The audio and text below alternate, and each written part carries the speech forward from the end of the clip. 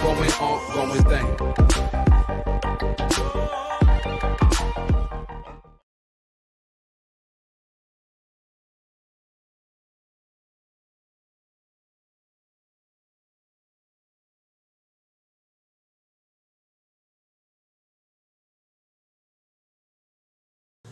Bismillahirrahmanirrahim. Assalamualaikum warahmatullahi wabarakatuh.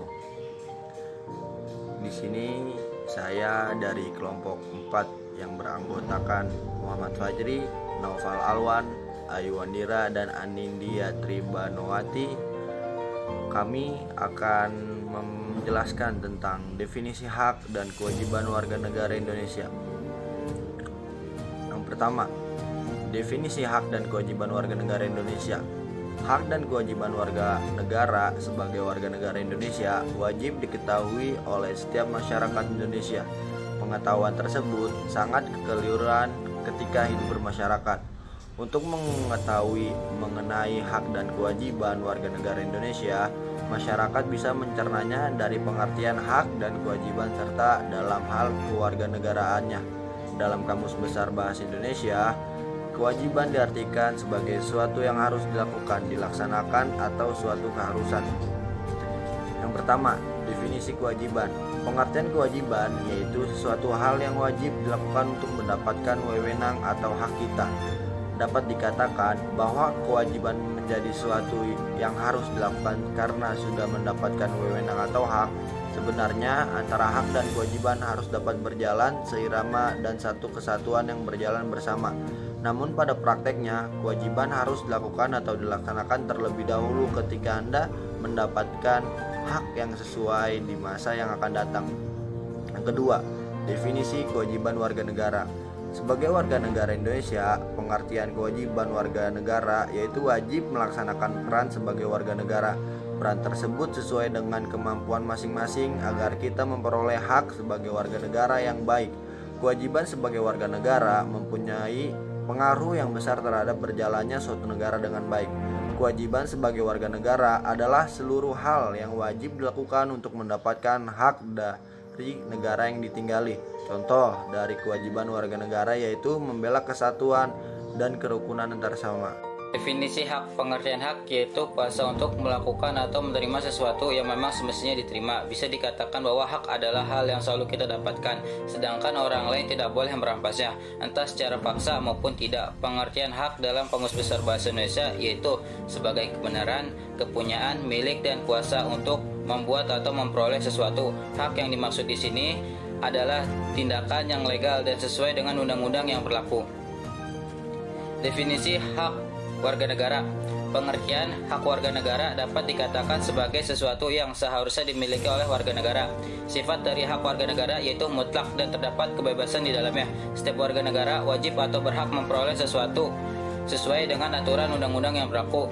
Hak dan kewajiban juga diatur pada pasal 27 ayat 2. Ayat tersebut menyatakan bahwa segala warga negara dengan kedudukannya dalam hukum dan pemerintah wajib menjunjung hukum dan pemerintahan tersebut, sedangkan pada ayat selanjutnya mengatakan bahwa setiap warga negara berhak atas pekerjaan dan penghidupan yang layak.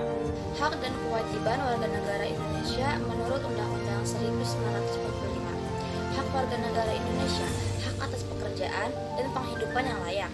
Hal tersebut tercantum dalam Undang-Undang 1945 pasal 27 ayat 2 yang berbunyi, tiap warga negara berhak atas pekerjaan dan penghidupan yang layak bagi kemanusiaan. Kewajiban warga negara Indonesia. Warga negara Indonesia wajib menaati hukum dan pemerintahan. Hal tersebut tercantum dalam Undang-Undang 1945 pasal 27 ayat 1 yang mana berbunyi wajib menghormati hak asasi manusia, wajib ikut serta dalam upaya pembelaan negara. Pelaksanaan hak dan kewajiban negara dan warga negara di negara Pancasila.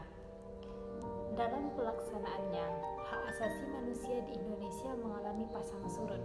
Wacana hak asasi manusia terus berkembang seiring dengan berkembangnya pelanggaran-pelanggaran HAM yang semakin meningkat intensitas maupun ragamnya.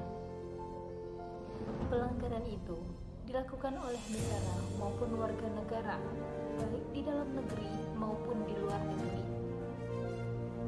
Ada 3 hal penting dalam pelaksanaan hak dan kewajiban ini. Pertama, Pancasila perlu dimengerti secara tepat dan benar, baik dari pengertian, sejarah, konsep, prinsip, dan nilai-nilai yang terkandung di dalamnya. Di antaranya, yaitu pertama, Pancasila perlu dimengerti secara tepat dan benar, baik dari pengertian, sejarah, konsep, prinsip, dan nilai-nilai yang terkandung di dalamnya. Tanpa mengerti hal-hal yang mendasar ini, amat sulit Pancasila untuk diamalkan. Kedua, pedoman pelaksanaan.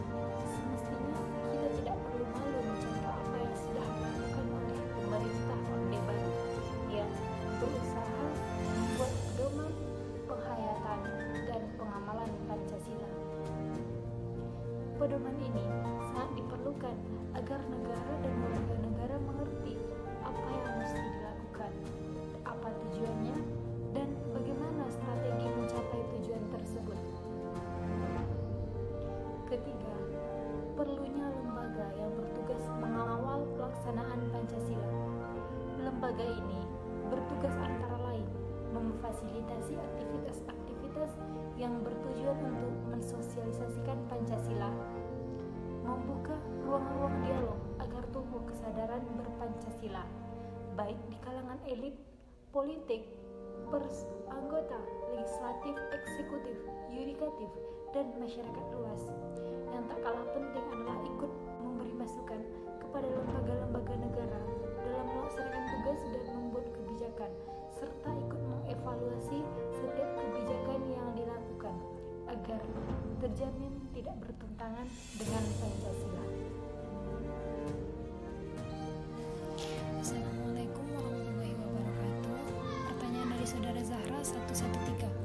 Kelompok 5 izin bertanya. Hak atas pekerjaan dan penghidupan yang layak. Tiap warga negara berhak atas pekerjaan dan penghidupan yang layak bagi kemanusiaan. Pasal 27 ayat 2. Pertanyaan, sebutkan hal-hal yang termasuk dalam penyimpangan terhadap Undang-Undang Dasar 1945 pasal 27 ayat 2 tersebut. Baik, izin menjawab. Indonesia termasuk negara yang berkembang, sedangkan faktanya kini warga Indonesia kalangan ekonomi bawah hingga rata-rata banyak yang menganggur, sedangkan kalangan ekonomi atas benar-benar mendapatkan kebutuhan dan keinginannya dengan leluasa. Di sisi lain, para pejabat negeri ini sudah tidak asing dengan perbuatan korupsi. Tidak dapat dipungkiri, para pejabat negeri yang seharusnya mengatur negara ini menjadi negara yang mempunyai sumber daya manusia yang dapat merubah ekonomi negara menjadi lebih baik, malah seenaknya berfoya-foya dengan uang haram hasil korupsi. Hal tersebut seringkali dianggap sebagai alasan pokok mengapa di Indonesia banyak pengangguran, bahkan pengangguran berdasi sekalipun. Otomatis, kehidupan bagi warga negara menjadi kurang layak, dan beberapa dari warga negara Indonesia ekonominya sangat mengkhawatirkan. Banyak anak jalanan yang terpaksa bekerja, padahal seharusnya mereka bisa bersekolah. Banyak anak balita mati kelaparan. Banyak orang yang terpaksa melakukan tindakan tak wajar demi kelangsungan hidup mereka, seperti mencopet, merampok, maling, bahkan menjual diri. Pasal tersebut penting untuk dijamin perlindungan, pemajuan, menegakkan, dan pemenuhan yang karena agar negara Indonesia menjadi negara dengan sumber daya yang hebat dan sesuai dengan Pancasila, serta juga dapat meningkatkan status ekonomi menjadi lebih baik lagi. Assalamualaikum warahmatullahi wabarakatuh. Baik, pertanyaan dari Gria Azizah 128 kelompok 2. Telah kita tahu bahwa sebagai warga negara berhak mendapatkan perlindungan hukum dengan baik. Lalu, apa yang harus kita lakukan untuk melindungi diri dan wilayah kita dari bahaya ancaman hukum? Ketika kita mengetahui bahwa pemerintah dan jajaran aparat keamanan lebih sering turun tangan setelah kejadian terjadi. Baik, pertanyaan ini akan dijawab oleh saudara Alwan. Baik, pembelaan diri dapat dilakukan dengan sesuai hukum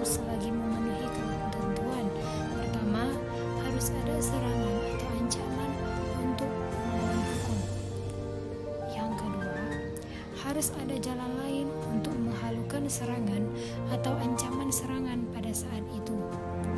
Yang ketiga, perbuatan pembela harus seimbang, sifatnya serangan, ancaman.